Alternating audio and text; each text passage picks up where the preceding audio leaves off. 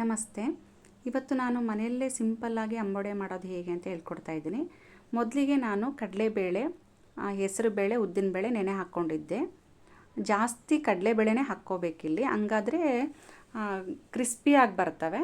So ಅದನ್ನು ನಾನು ನೀರು ಬಸಿದ್ಬಿಟ್ಟು ತರಿಯಾಗಿ ರುಬ್ಬಿಟ್ಕೊಂಡಿದ್ದೀನಿ. ಈ ಥರ ನುಣ್ಣಗೆ ರುಬ್ಕೊಳ್ಳೋದ್ರಿಂದ ಅಂಬೊಡೆ ಕ್ರಿಸ್ಪಿಯಾಗಿ ಬರೋದಿಲ್ಲ.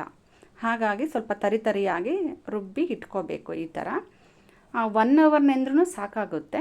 ಇಲ್ಲ ಸ್ವಲ್ಪ ಮಿದು ಬೇಕು ಅಂದರೆ 1.5 ಅವರ್ ನೆನೆಸ್ಕೋಬೇಕು ಕಾಳುಗಳನ್ನ. ಈ ರುಬ್ಕೊಂಡಿರೋ ಮಿಶ್ರಣಕ್ಕೆ ಸ್ವಲ್ಪ ಪೆಪ್ಪರ್ ಪೌಡ್ರ್ ಹಾಕ್ಕೊಂಡಿದ್ದೀನಿ, ಮತ್ತು ಶುಂಠಿ ಜಜ್ಜಿ ಹಾಕ್ಕೊಂಡಿದ್ದೀನಿ, ಈರುಳ್ಳಿ ಕಟ್ ಮಾಡ್ಕೊಂಡಿದ್ದೀನಿ, ಮತ್ತು ಸ್ವಲ್ಪ ಹಸಿಮೆಣ್ಸಿಕಾಯಿ. ಬೇಡ ಅಂದರೆ ಖಾರದ ಪುಡಿನೂ ಹಾಕ್ಕೋಬೋದು. ಅಜ್ವಾನ ಹಾಕ್ಕೊಳ್ತಾ ಇದ್ದೀನಿ ಇಲ್ಲಿ ಸ್ವಲ್ಪ, ಮತ್ತು ರುಚಿಗೆ ತಕ್ಕಷ್ಟು ಉಪ್ಪು. ಇಲ್ಲಿ ನಾನು ಸಬ್ಸಿಗೆ ಸೊಪ್ಪಿನ ಬದಲು ಪುದೀನ ಮತ್ತು ಪಾಲಕ್ ಸೊಪ್ಪನ್ನ ಬಳಸ್ತಾ ಇದ್ದೀನಿ. ಪುದೀನ ಜೀರ್ಣಕ್ರಿಯೆಗೆ ತುಂಬ ಸಹಕಾರಿ. ಯಾಕಂದರೆ ಇಲ್ಲಿ ಬೇಳೆ ಐಟಮ್ಗಳೇ ತೊಗೊಳೋದ್ರಿಂದ ಕೆಲವರಿಗೆ ಗ್ಯಾಸ್ಟ್ರಿಕ್ ಪ್ರಾಬ್ಲಮ್ ಆಗುತ್ತೆ. ಹಾಗಾಗಿ ಪುದೀನ ತೊಗೊಂಡಿದ್ದೀನಿ ಮತ್ತು ಪಾಲಕ್ ತೊಗೊಂಡಿದ್ದೀನಿ. ಇದು ಸೈಡಿಗೆ ಎಣ್ಣೆನ ಕಾಯೋದಕ್ಕೆ ಇಟ್ಕೊಂಡಿದ್ದೀನಿ ನಾನು. ಇದು ಮಿಶ್ರಣನ ಚೆನ್ನಾಗಿ ಈ ರೀತಿ ಮಿಕ್ಸ್ ಮಾಡ್ಕೊಂಡಾದಮೇಲೆ ಚಿಕ್ಕ ಚಿಕ್ಕ ಉಂಡೆಗಳನ್ನು ಕಟ್ಕೊಂಡಿದ್ದೆ. ಏನಕ್ಕೆ ಅಂದರೆ ಆ ಎಣ್ಣೆ ಕಾದಾದಮೇಲೆ ನಾವು ಅದನ್ನು ಈ ಥರ ಫ್ಲ್ಯಾಟಾಗಿ ಪ್ರೆಸ್ ಮಾಡಿ ಎಣ್ಣೆಯಲ್ಲಿ ಕರಿಯೋದಕ್ಕೆ ಹಾಕಬೇಕಾಗುತ್ತೆ. ಅದಕ್ಕೆ ನಾನು ನೀಟಾಗಿ ಉಂಡೆ ಮಾಡಿ ಇಟ್ಕೊಂಡಿದ್ದೆ.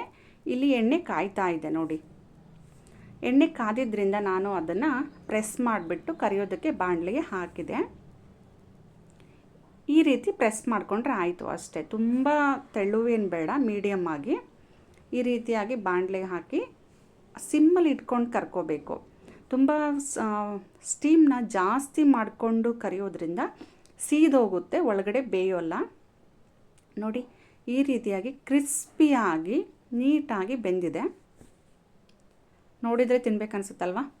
ಟೇಸ್ಟ್ ಅಂತೂ ಸೂಪರಾಗಿರುತ್ತೆ. ಇದಕ್ಕೆ ನಾನು ಮೊದಲೇ ಕೊಬ್ಬರಿ ಚಟ್ನಿ ಮಾಡಿಟ್ಕೊಂಡಿದ್ದೆ.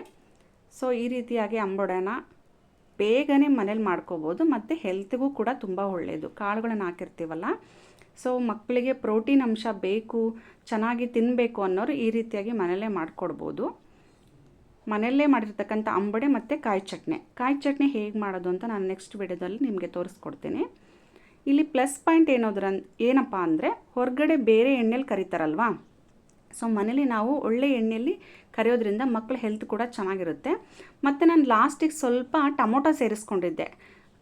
ಕೆಲವೊಂದನ್ನು ಹಾಗೆ ಟೊಮೊಟೊ ಇಲ್ಲದೇ ನಾನು ಕರೆದಿದ್ದೀನಿ. ಸೊ ಸ್ವಲ್ಪ ನೋಡೋಣ ಅಂತ ಟ್ರಯಲ್ ಮಾಡಿ ನೋಡಿದೆ. ಸೊ ಅದು ಕೂಡ ಚೆನ್ನಾಗಿ ಬಂತು ಟೊಮೊಟೊ ಹಾಕಿದ್ದು. ಮಕ್ಕಳು ತುಂಬ ಇಷ್ಟಪಟ್ಟು ತಿಂದರು. ನಿಮಗೆ ಈ ವಿಡಿಯೋ ಇಷ್ಟ ಆಗಿದ್ದರೆ, ಈ ರೆಸಿಪಿ ಇಷ್ಟ ಆಗಿದ್ದರೆ ಲೈಕ್ ಮಾಡಿ, ಶೇರ್ ಮಾಡಿ, ಕಮೆಂಟ್ ಮಾಡಿ. Thank you.